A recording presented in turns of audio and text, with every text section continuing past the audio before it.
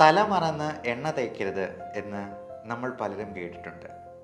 എന്നാൽ എനിക്ക് നിങ്ങളോട് പറയാനുള്ളത്, നിങ്ങൾ തല മറന്ന് എണ്ണ തേക്കണം എന്ന് തന്നെയാണ്. ഈ കൊറോണ കാലത്ത് നമ്മൾ കുളിക്കുമ്പോൾ ദേഹമാസകലം സോപ്പിട്ട് കഴുകും. പക്ഷേ നമ്മുടെ തലയിൽ ഒരു തുള്ളി ഷാമ്പു ഇട്ട് ഈ തലയൊന്ന് കഴുകാനായിട്ട് എത്ര പേർ ഓർക്കാറുണ്ട്, ശ്രദ്ധിക്കാറുണ്ട്? ഈ ചർമ്മരോഗങ്ങൾ ഇപ്പോൾ വളരെ കൂടുതലായിട്ട് കാണാറുണ്ട്. അതും അലർജിയുടെ ഭാഗമായിട്ട് ഉണ്ടാകുന്ന ഒരു പ്രശ്നമാണ്. ഈ അലർജി ഉള്ളവർക്ക് വളരെ എഫക്റ്റീവായിട്ടുള്ള ട്രീറ്റ്മെൻറ്റ് നമുക്ക് മോഡേൺ മെഡിസിനിൽ കൊടുക്കാം.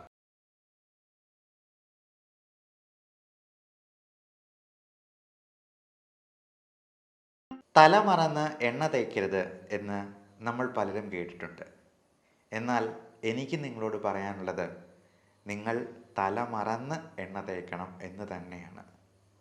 നമസ്കാരം, ഞാൻ doctor Bipin Jose, consultant pulmonologist and specialist in paediatric റെസ്പിറോളജി.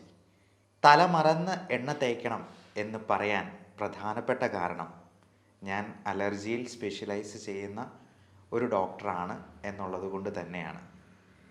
നമുക്ക് പലർക്കും അറിയാവുന്നതുപോലെ തലയിൽ എണ്ണ തേച്ച് കഴിയുമ്പോൾ തല കൂടുതലായിട്ട് വേർക്കാനും ENT റിലേറ്റഡ് ആയിട്ടുള്ള പ്രോബ്ലംസ്, പ്രത്യേകിച്ചും നമ്മുടെ ശ്വാസകോശ നാളികളിൽ കഫം ഉണ്ടാകാനും മൂക്കൊലിപ്പ്, തുമ്മൽ, അലർജി പ്രശ്നങ്ങൾ എല്ലാം കൂടുതലാകാനും നമ്മുടെ കുട്ടികളിൽ ഇത് വളരെ കൂടിയ പ്രശ്നങ്ങൾ ഉണ്ടാക്കാനും സാധ്യത ഏറുകയാണ് എന്ന് മനസ്സിലാക്കുക.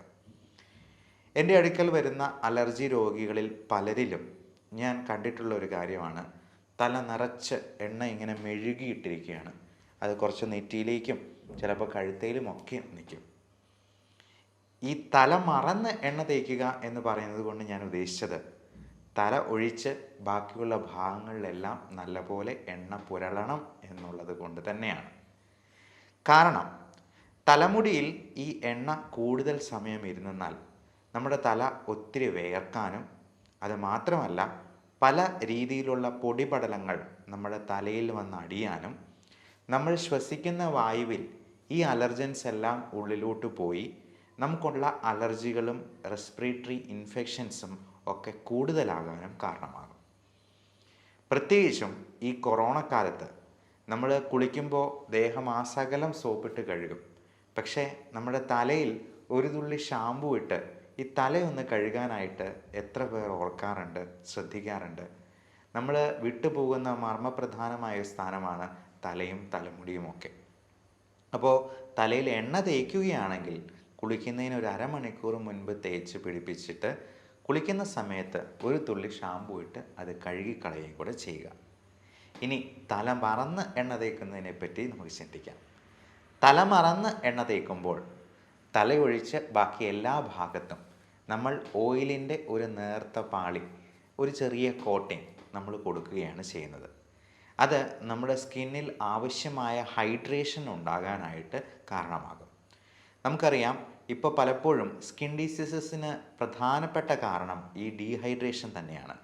അതായത് ആവശ്യമായ ജലാംശം നമ്മുടെ ചർമ്മത്തിൽ ഉണ്ടാകാതെ പോകുന്നത് കൊണ്ട് തന്നെ ചൊറിച്ചിലും മറ്റ് ഫംഗൽ ഇൻഫെക്ഷൻസും ഉണ്ടാകാനായിട്ടുള്ള സാധ്യത ഏറെയാണ്. അതുകൊണ്ട് പലപ്പോഴും നമ്മൾ ഒരു ഹൈഡ്രേറ്റ് ചെയ്യാനായിട്ടുള്ള ജെല്ല് വേറെ പ്രിസ്ക്രൈബ് ചെയ്ത് കൊടുക്കുകയാണ് ചെയ്യാറ്. അത് കുളിച്ചതിന് ശേഷം അല്പം നനവോടുകൂടി ഈ മോയ്സ്ചറൈസിങ് ജെല്ല് പുരട്ടാനായിട്ടാണ് നമ്മൾ പേഷ്യൻസിനടുത്തും പറഞ്ഞു കൊടുക്കാറുള്ളത്. അതോടൊപ്പം ധാരാളം വെള്ളം കുടിക്കാനും പറയും. ഒരു ദിവസം 3 ലിറ്ററെങ്കിലും വെള്ളം ആരോഗ്യമുള്ള ഒരാൾ കുടിക്കണമെന്നാണ് അർത്ഥം. കിഡ്നി രോഗികളിലും ഹൃദയത്തിൻ്റെ പമ്പിങ് കുറഞ്ഞിട്ടുള്ള രോഗികളിലും ലിവർ സിറോസിസ് പോലുള്ള പ്രശ്നങ്ങളുള്ളവരിലുമൊക്കെ ഈ അളവിന് കുറച്ച് റെസ്ട്രിക്ഷൻ ഉണ്ട്. 1.5 ലിറ്റർ അല്ലെങ്കിൽ 2 ലിറ്റർ എന്നൊക്കെ നിങ്ങളുടെ ഡോക്ടർ റെസ്ട്രിക്ഷൻ വെച്ചേക്കാം.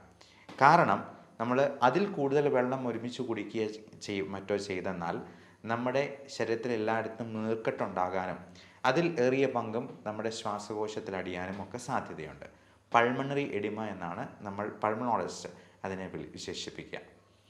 അപ്പോൾ നമ്മൾ തല മറന്ന് എണ്ണ തേക്കുന്നത് വഴി ഈ അധിക വെള്ളം കുടിക്കാതെ തന്നെ നമ്മുടെ ചർമ്മം മോയ്സ്ചറൈസ് ചെയ്യാനായിട്ട് നമുക്ക് സാധിച്ചേക്കും.